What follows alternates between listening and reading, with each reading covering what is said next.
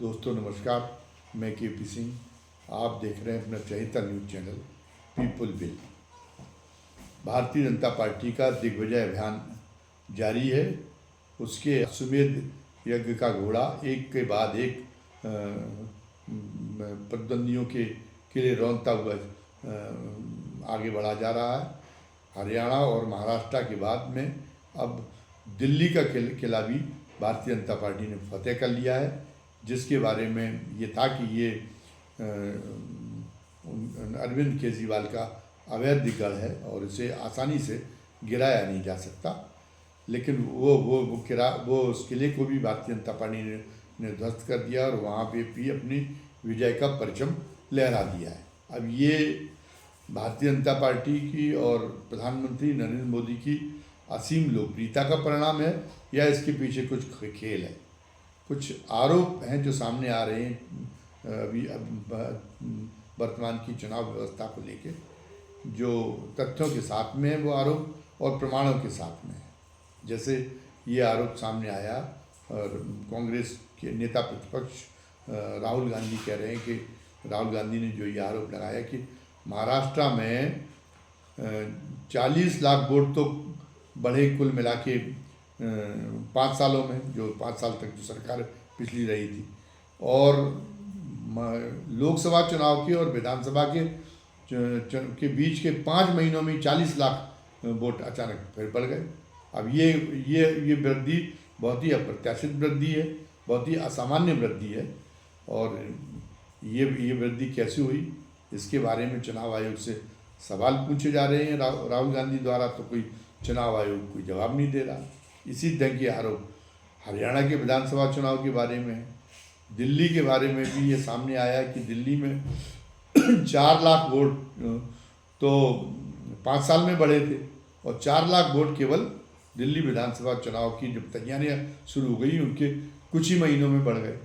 आरोप ये लगाए जा रहे हैं कि एक ही भवन से हजारों की संख्या में वोट बनाए गए, लेकिन कोई चुनाव आयोग न तो इन आरोपों को संज्ञान में लेता, न कोई जवाब देने के लिए तैयार होता। महाराष्ट्र के जब चुनाव हुए थे तो महाराष्ट्र के चुनाव में जो सुप्रीम कोर्ट के जाने माने वकील हैं महमूद प्राचा, तो जिनमें 5 बजे के बाद में जिनमें जो पहले जो मतदान के आंकड़े जारी किए गए थे और उसके बाद में अंतिम आंकड़े जब जारी किए गए तो उसमें बहुत बड़ा अंतर आ गया था। तो ये इस अंतर में कहीं ना कहीं दाल में काला, इस धारणा को लेकर वो सुप्रीम कोर्ट में गए। वो पहले हाई कोर्ट में गए, फिर सुप्रीम कोर्ट में गए। तो उसमें उन्होंने ये मांगा था कि जिन मतदान केंद्रों पर बताया जा रहा है कि ये जो है बढ़ोतरी जो अचानक हुई वो इसलिए हुई है कि कई मतदान केंद्रों पर शाम 5 बजे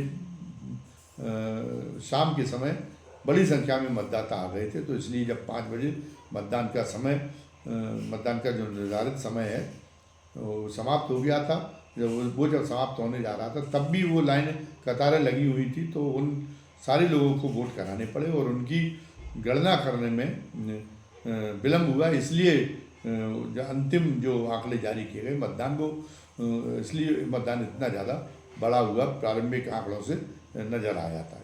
चलिए ठीक है, चुनाव आयोग की सफाई हो सकता है सही हो, लेकिन महमूद प्राचा ने जब ये मांग की कि जिन मतदान केंद्रों पर अप्रत्याशित मतदान की बढ़ोतरी दर्शाई गई थी उनके जो 5 बजे के बाद की वीडियो फुटेज उपलब्ध करा दिए जाए हमें, तो वीडियो उससे तो सारी बात साफ हो जाती कि अगर वास्तव में अगर उनमें अंतिम समय में इतनी बड़ी संख्या में मतदाताओं की कतार लगी हुई थी तो वो वीडियो फुटेज में दिखना चाहिए और वीडियो फुटेज एक मजबूत प्रमाण होंगे चुनाव आयोग की सफाई को विश्वसनीय साबित करने के लिए। लेकिन जैसे ही ये आया चुनाव आयोग को पसीना छूट गया और चुनाव आयोग और सरकार ने एक सांठगांठ करके और एक आदेश जारी कर दिया इसके बाद में कि वो कोई भी इलेक्ट्रॉनिक साक्ष्य कोई व्यक्ति मांग नहीं सकता और उसको उपलब्ध नहीं कराया जा सकता। ये सरेआम सीना जोरी जैसी बात थी, जैसी हरकत थी। तो अब लेकिन फिर महमूद प्राचा सुप्रीम कोर्ट में गए और सुप्रीम कोर्ट के कुछ जो प्रधान न्यायाधीश हैं उनके इस मामले में जो उनका अंदाज है वो कुछ ऐसा है कि जो सरकार को परेशानी में डालने वाला है। और सरकार और मुख्य चुनाव आयुक्त राजीव कुमार जो सरकार की तरफदारी में बहुत बदनाम हो चुके हैं।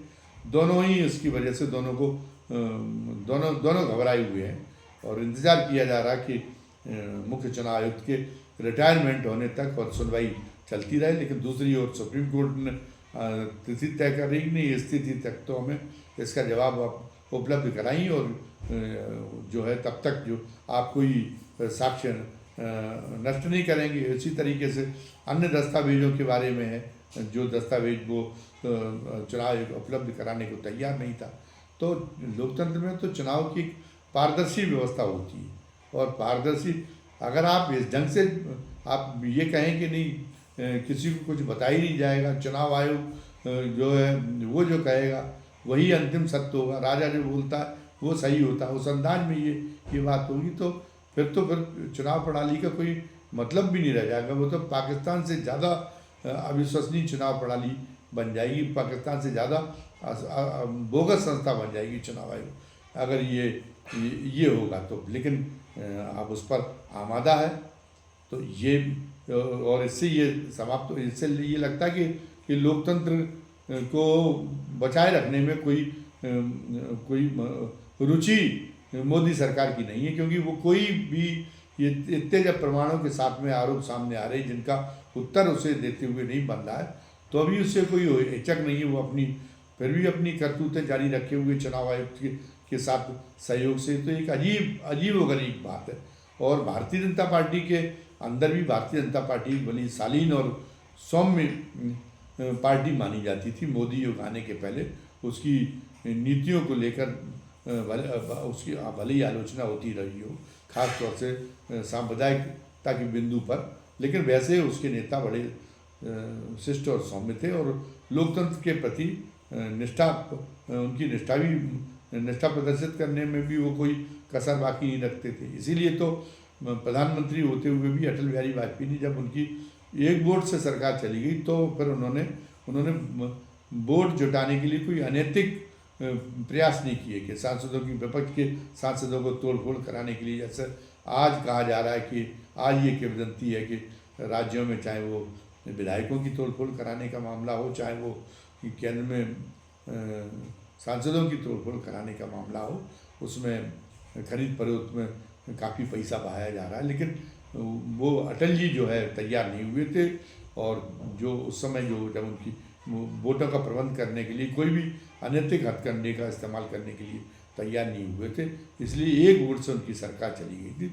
लेकिन उसकी वजह से पार्टी का कद, पार्टी का सम्मान, भारतीय जनता पार्टी का वो बहुत ऊंचा हो गया था और ये माना जाने लगा था कि किसी विकसित जो राष्ट्र, विकसित लोकतांत्रिक देश है, उनमें जो पार्टियां काम करती हैं उनमें उनके जो नेता काम करते हैं उनका भी जो है इस मामले में इतना जो है नैतिक स्तर इतना ऊंचा नहीं हो सकता जितना भारतीय जनता पार्टी का नैतिक स्तर ऊंचा है। लेकिन आज तो भारतीय जनता पार्टी एक हमलावर सेना के रूप में मोदी जी ने उसको बदल के रख दिया। इसलिए वो जो अटल जी के दौर के संस्कारों वाली पार्टी है उसके कार्यकर्ता आज एक दूसरी मानसिकता से काम कर रहे। हमलावर सेना क्या करती है कि हमलावर सेना के सामने कोई नैतिकता, कोई मर्यादा नहीं होती, वो केवल जीतने को अपना एक लक्ष्य बनाती है। और मोदी जी ने पूरा परिवर्तित करके रख दिया है लोकतंत्र को।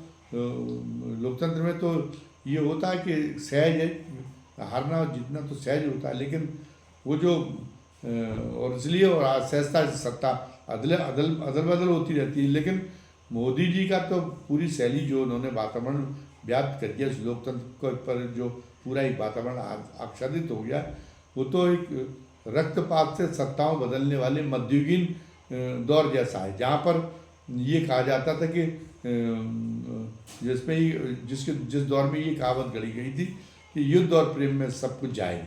तो अब वो युद्ध और प्रेम में तो ये चुनाव जब उन्होंने अपनी पार्टी को एक हमलावर दस्ते में बदल दिया है और चुनाव को उन्होंने एक युद्ध में बदल दिया है, तो इसलिए उनकी पार्टी में उसको लेके कोई विद्रोह नहीं होता। और उनके समर्थकों में भी, उनके समर्थक भी जस्टिफाई करते हैं कि वो अगर चाहे किसी हथकंडे से हों, लेकिन भारतीय जनता पार्टी की जीत जो हो रही थी उसको वो जस्टिफाई करने में लग जाते, वो किसी पर भी किसी आरोप का जवाब देने के लिए तैयार नहीं, किसी आरोप पर ध्यान देने के लिए तैयार नहीं है। और ये उनका जो इसलिए जो हो गया कि इसलिए मोदी जी को ये कोई किसी नैतिकता और मर्यादा की परवाह नहीं लगी। तो ये एक ऐसा नहीं कि इसके पहले एक दौर ये ऐसा दौर न रहा हो, लेकिन वो राज्य स्तरीय पार्टियों में था। वो तमिलनाडु में माना जाता था, वो उत्तर प्रदेश में मुलायम सिंह जी करवाते थे, वो बिहार में लालू प्रसाद यादव करवाते थे। तो तब ये लगता था कि लोकतंत्र का, देश के लोकतंत्र का क्या होगा, ये जो एक अच्छा खासा चल रहा था उस लोकतंत्र की दुनिया क्या इमेज बनेगी और क्या लोकतंत्र का अंत हो जाएगा तब। लेकिन वो उनकी व्याप्ति राज्य स्तर तक सीमित थी, तो इसलिए वो जब तक उनका दौर चला तब तक वो इस ढंग का काम करते रहे, वो इस ढंग के चुनावी पवित्रता का सत्यानाश करते रहे। लेकिन अब भारतीय जनता पार्टी तो उसका तो ये है कि वो उसकी तो व्याप्ति राष्ट्रीय स्तर की तो है, राष्ट्रीय स्तर की। वो देख रही कि वो कैसे कैसे हथकंडे इस्तेमाल कर रही है पूरा अपने सर्वसत्ता के लिए। जिन राज्यों में अगर सरकार बन भी जाती है तो उन राज्यों में पता चला कि वो सरकार को काम नहीं करने देते। उस लोकतांत्रिक और संघवाद के तहत होना ये चाहिए कि जब चुनाव हो जाए किसी राज्य में और विपक्ष की सरकार भी बन जाए तो केंद्र उस सरकार वहाँ पर भी एक अच्छी व्यवस्था चलाने के लिए उस सरकार के साथ सहयोग करें, उस सरकार को कोई अनैतिक और अनुचित तरीके से जो है उसको अस्थिर करने की कोशिश न करें। एक व्यवस्था बनाए रखने का एक बड़ा दायित्व केंद्र का होता है। लेकिन दिल्ली का ही उदाहरण ले लीजिए। दिल्ली में मैं ये नहीं कहता कि अगर बहुत ही फेयर चुनाव होते तब हो सकता है तब भी केजरीवाल को हार का मुंह देखना पड़ता, क्योंकि केजरीवाल की गलतियां भी कम नहीं थी। उन्होंने जिस तरीके से एक पर्सनल प्रॉपर्टी अपनी आम आदमी पार्टी को बना लिया था, उसकी वजह से लोगों को बड़ी खिन्नता हुई थी। और वो जो शीश महल है, वो हालांकि वो शीश महल से जो केंद्रीय मंत्रियों के बंगले हों उनसे हो सकता है कि और ज़्यादा आलीशान हो और ज़्यादा भव्य हों, और कई राज्यों के मुख्यमंत्रियों के बंगले भी उनसे ज़्यादा बहुत भव्य हों। लेकिन लोगों को ये था कि हम तो एक झोंपड़ी में रहने लगे। ऐसी बात कहने वाले केजरीवाल ने ये काम क्यों किया कि इतने करोड़ रुपए खर्च करके ऐसा भव्य बंगला क्यों बनवाया गया। तो इसलिए कि केजरीवाल पर ये उंगलियां उठी, ये भी इसने भी उनकी साख को गिराने का काम किया। तो हो सकता है कि केजरीवाल की लोकप्रियता में निश्चित रूप से गिरावट तो हुई थी, वो तो पहले से ही अनुमान लग रहा था। दूसरा बात यह है कि वो जो टैक्टिस अपनाई केंद्र सरकार ने कि एक तरह से दिल्ली की सरकार को पंगु ही कर दिया, सारे अधिकारियों के स्थानांतरण अपने हाथ में ले लिए। पहले तो पुलिस तक वो गए थे, पहले पुलिस व्यवस्था उन्होंने अपने हाथ में ली। तो उसका तो एक औचित्य था कि दिल्ली देश की राजधानी है, इसलिए वहाँ पर पुलिस व्यवस्था, वहाँ पर कई दूतावास हैं, वहाँ पे उनका विदेशी अतिथि आते रहते हैं, तो वहाँ पर जो है किसी क्षेत्रीय दल के भरोसे कानून व्यवस्था को नहीं छोड़ा जा सकता। वो तो ठीक थी, लेकिन एक निर्वाचित सरकार थी। निर्वाचित सरकार अधिकारियों के तबादले अपने मन से नहीं कर पाएगी, तो फिर आखिर वो चुनी हुई सरकार का मतलब क्या होगा। जो तो आपने ग्राम पंचायतों से भी ज़्यादा बुरी स्थिति कर रखी थी। और अगर कोई वो निर्णय करती भी थी वो सरकार अरविंद केजरीवाल की, तो एलजी साहब हर एक में अड़ंगा लगाने के लिए बैठे हुए थे, वो वीटो लगाने के लिए बैठे थे। तो दिल्ली की जनता ये समझ चुकी थी कि अगर हम अरविंद केजरीवाल को चुनेंगे भी तो भी जो है तो व्यवस्था और ज़्यादा खराब होगी, क्योंकि पिछले 5 साल में व्यवस्था खराब रही केंद्र सरकार के प्रयास से, तो व्यवस्था और ज़्यादा खराब हो जाएगी। और व्यवस्था खराब होने का परिणाम तो जनता को भी भुगतना पड़ता है। तो अब जो है मोदी इस बात पर उतारू हो गए कि वो मतदाताओं को एक तरह से मतदाताओं को धमकाने का, मतदाताओं पर मतलब ये दबाव बनाने पर आमादा हो गई। ये तो लोकतंत्र में नहीं होना चाहिए कि आप हमारी मर्जी से वोट करेंगे। मतदाताओं को एक तरह से बाध्य किया जा रहा है, और यहाँ दिल्ली में ये बात किया गया। और अकेले ये दिल्ली का मामला नहीं है, तमिलनाडु के मामले में वहाँ के गवर्नर जो कर रहे, राज्यपाल ने वहाँ टिप्पणी की है, सुप्रीम कोर्ट ने उसके बारे में टिप्पणी की कि भाई क्यों गवर्नर साहब हर बिल दबा लेते, जब विधानसभा ने दूसरी बार भी जो विधेयक पारित करके पहुंचाता है उसको भी वहाँ के गवर्नर दबा लेते। अरे उस बिल को या तो रिजेक्ट करिए या राष्ट्रपति के पास भेज दीजिए, दबा के रखने का आपका क्या औचित्य है। लेकिन वही है कि जब किसी राज्य में अगर लोग ये चाहते हैं कि उस राज्य की बहबूदी के लिए लोग ये समझते हैं कि वहाँ के किसी अपनी पसंद के दल को चुने, तो मोदी जी उस जनादेश को बिल्कुल मान्यता देने को तैयार नहीं होते। वो जो है वो उस राज्य सरकार को काम ही नहीं करने देंगे।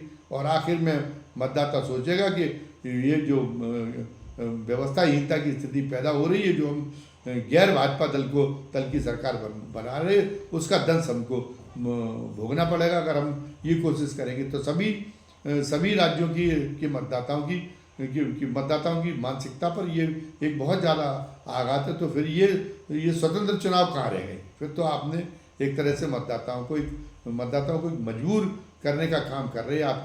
आपकी जो है हिमाकत इतनी अधिक बड़ी हुई है कि सब जगह ये स्थिति होती जा रही कि मतदाता अपनी मर्जी से वोट न डालें, वो तो मोदी जी के इशारे पर वोट डालें।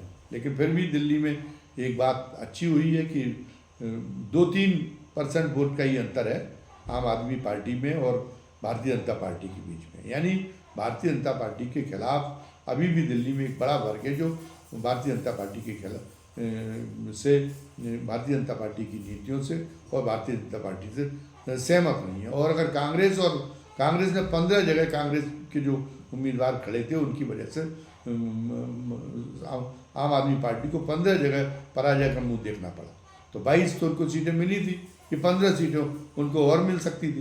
तो पता चला कि वो जीत के करीब बहुमत उनको हासिल हो सकता था, लेकिन वो बहुमत, तो इसका मतलब ये है कि भारतीय जनता पार्टी इतनी सारी धांधलगर्दी करने के बावजूद भी, इतनी जोर जबरदस्ती करने के बावजूद भी, खुल्लम खुल्ला रुपया बांटने के बावजूद भी, जिसको चुनाव आयोग ने संज्ञान नहीं लिया, एक जो है एक बिल्कुल साफ बहुमत अभी भी लोगों का बहुमत की जनता का विश्वास अभी भी नहीं जीत पाई है। अभी भी जो है बहुमत उसके खिलाफ है। ये दिल्ली का एक चुनाव ये बताता है और अन्य राज्यों की स्थिति भी यही बताती है। लेकिन अगर सारे राज्यों में अब जो जैसी स्थिति बनती जा रही है, कुछ टापू रह गए हैं विपक्ष के, लेकिन वो टापू भी जो जिस ढंग से भारतीय जनता पार्टी काम कर रही वो टापू का भी अंत हो जाएगा। तो अब जो विपक्ष ने लोकसभा चुनाव में जो ये आशंका प्रकट की थी कि लोकतंत्र को बदल देंगे, संविधान को बदल देंगे, तो ये वो जो हमें लगता है कि वो आशंका जो है, अगर ये सिलसिला जारी रहा, इस सिलसिले को रोका नहीं गया, और ये रोकने का तरीका यही है कि जो विरोधी राजनीतिक दल हैं वो सड़कों पर आ जाएं, तो फिर हमें आज से अपनी मानसिकता बना लेनी चाहिए कि हम कि ये देश अब वन पार्टी रूल के तहत काम करेगा। और वन पार्टी रूल में भी कई जगह बड़ी अच्छाइयाँ हो सकती हैं। कई तानाशाही देशों में भी लोगों के हितों का बड़ा ख्याल किया जाता है। और चीन की सरकार को जनवादी सरकार कहा जाता है। वहाँ पे आम आदमी की कई जो बेसिक नीड्स हैं उनके लिए सरकार पूरी तरह जागरूक रह के काम करती है।